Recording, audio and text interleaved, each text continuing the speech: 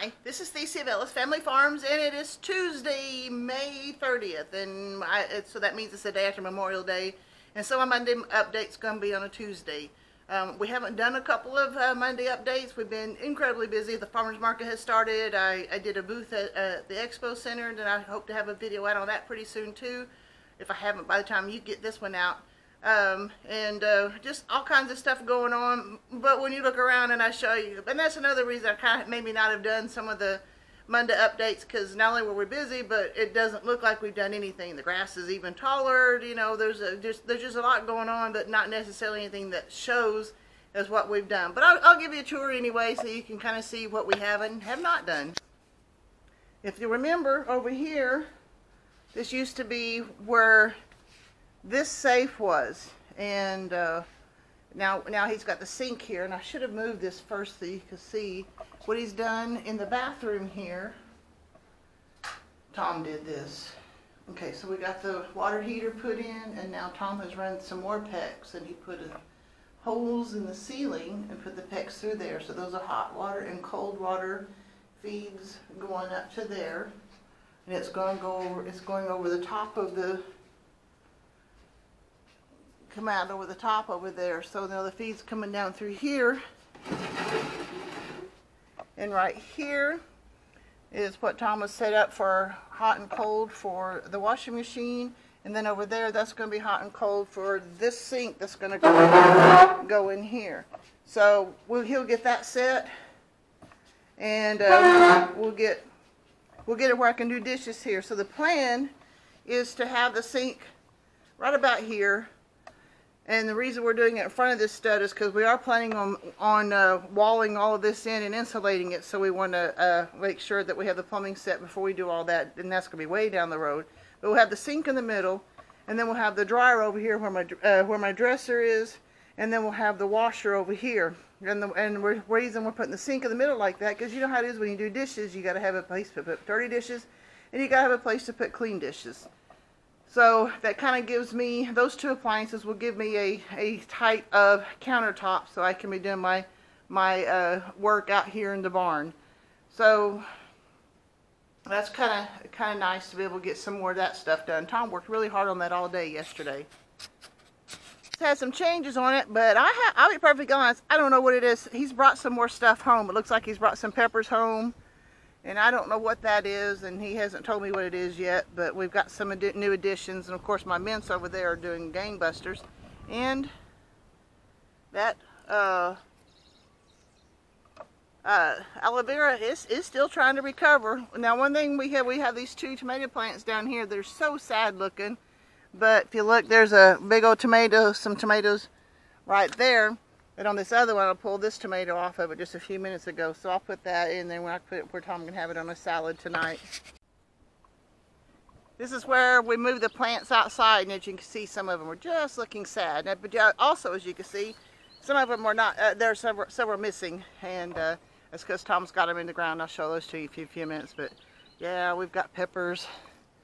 I can't believe how late we've been getting around and doing this stuff today. But I mean, this year. But we'll either get it or we won't, I suppose. This is our peach tree, and you can see there are some peaches on it, and they're growing nicely, and it's looking pretty good. It looks like we're not going to have a bumper crop, but at least we are going to have a few peaches, and that's pretty nice this year. And look at these plums. Some of these are really quite nice, and the only bad thing about it is there were a lot more, but because we were so busy and did not come down here, Tom's pretty sure birds got a bunch of them. So, but there are a few more. Yeah, you can see one here that a bird got hold of. And so there are a few plums on here, and they're beautiful and at various stages of being ripe, but you can see that's already getting toward the end of its life, and we missed a bunch of it. But I guess we'll learn, I don't know, how do you slow down life so you can pay attention to all the stuff that's important too? Alright, this has been a challenge all the way around. I don't know where all my chickens, if I've got some coming out, but Tom built this nice little gate, but the latch is not cool. And every time you come out here, you can see where it's come undone. And the gate's open. And I don't see any chickens out and about, but they have been getting out. And we've been trying to get it where they can't go back on the other side. Now, if you look on the other side over there, there's 2 or 3 roosters. And actually they're happier over there because we got a rooster over here that's pretty aggressive and has made it known that he's the boss. So we definitely need to get rid of some more roosters. Looks like at least 2 more. In fact, the other night I was hearing some noise, and one of these roosters over there had gotten out, and one of my dogs was playing with them, as you would say. And I don't know if you can see up in here too, inside this, if I can get up in here. Because so many of these chickens were laying their eggs over in that coop, they have not been able to figure out where to go. So now we've got eggs all over the ground out here. And when they get out, we're actually even finding them. It's kind of an egg hunt every day now. But we're getting there. And part of what we did too is we put this taller fence up so they can't quite get over as easily, and that's worked pretty good.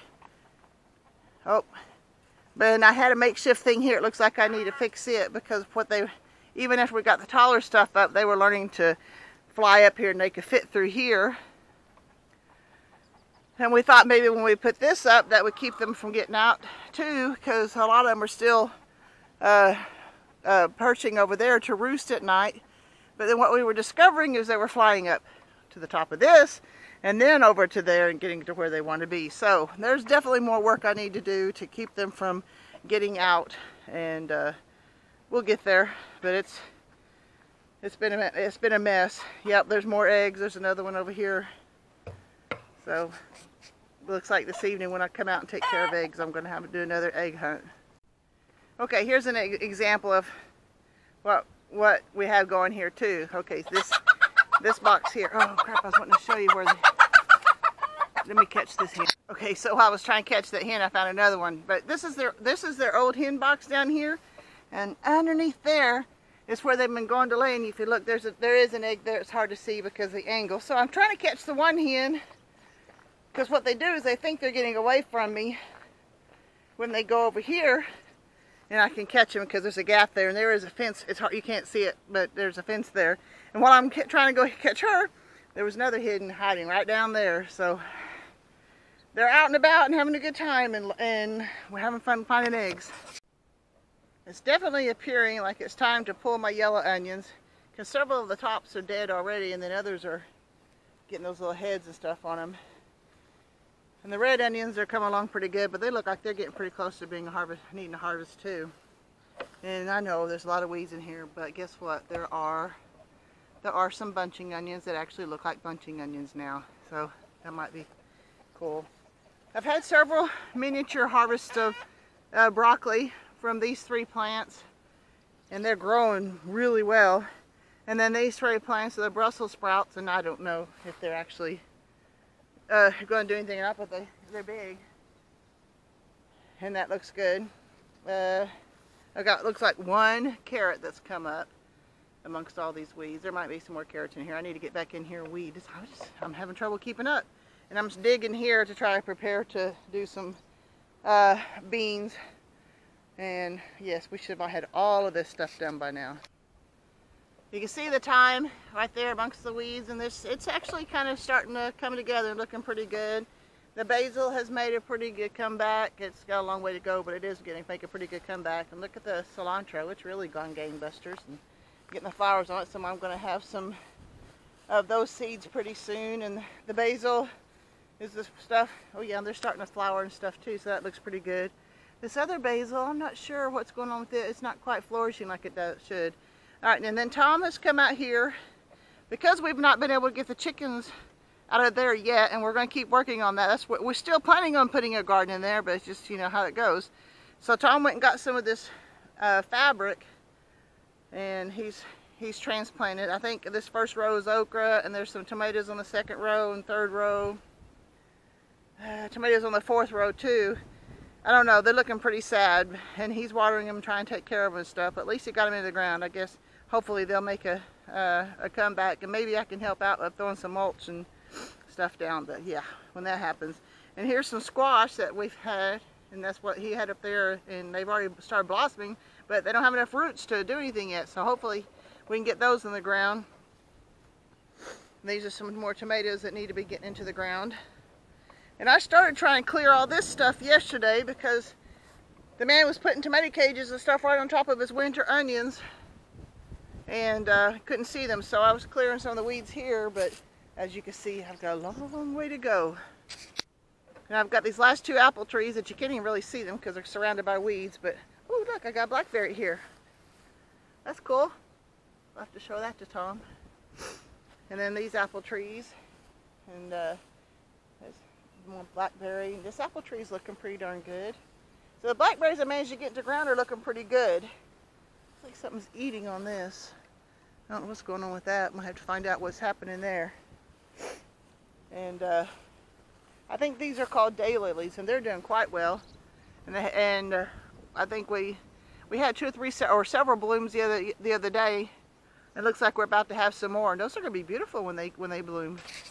My woody beds are in awful condition. You can't even hardly see anything in them, but I did want to show you the grapes. So these are the Chambourcin, and they usually do have a longer stem, and the grapes are further apart. But it's kind of weird how we have so many gaps between them, and so but that has been pretty indicative of our Chambourcin grapes that we have here. But you can see they're coming along pretty nicely.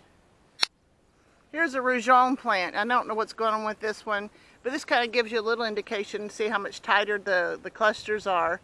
And they usually do make quite tight clusters. And you know what? When you take them off the stem, though, you cannot tell. I can't tell the difference between the Rougeon and the Chambourcin, because they're all very deep red when they're done. But while they're still on the cluster like that, you can tell the difference.